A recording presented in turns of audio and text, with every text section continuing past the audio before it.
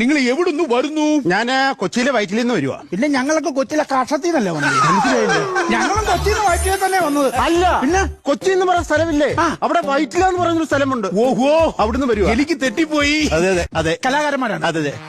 ഞാൻ രാമൻ. നിങ്ങളുടെ പേരെന്നായിരുന്നു? മുകുന്ദൻ പൂവത്തൂർ. ഓ, അച്ഛന്റെ പേര്? അച്ഛൻ ചന്ദ്രശേഖരൻ ആലത്തൂർ. ഓ, പിന്നെ വേറെ അനിയനുണ്ട്, ശ്രീകുമാർ കുന്നത്തൂർ. അല്ല, നിങ്ങളുടെ വീട്ടിൽ സ്വന്തമായിട്ട് കക്കൂസൊന്നും? അതെന്താ?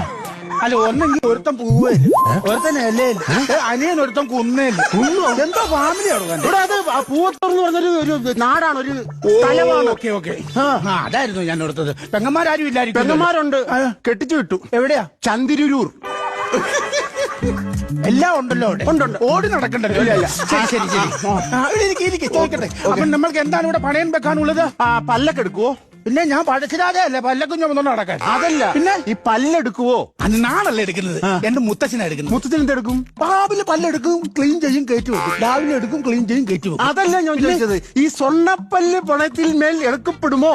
സ്വർണ്ണപ്പല്ല് വെക്കാൻ വന്നതാണോ? അതെ അതെ. ഏതാണ് സ്വർണ്ണപ്പല്ല്? ഇതേ മോളത്തെയാ? മോളത്തെ. ഇത് മുഴുവൻ സ്വർണ്ണപ്പല്ലാണല്ലോ.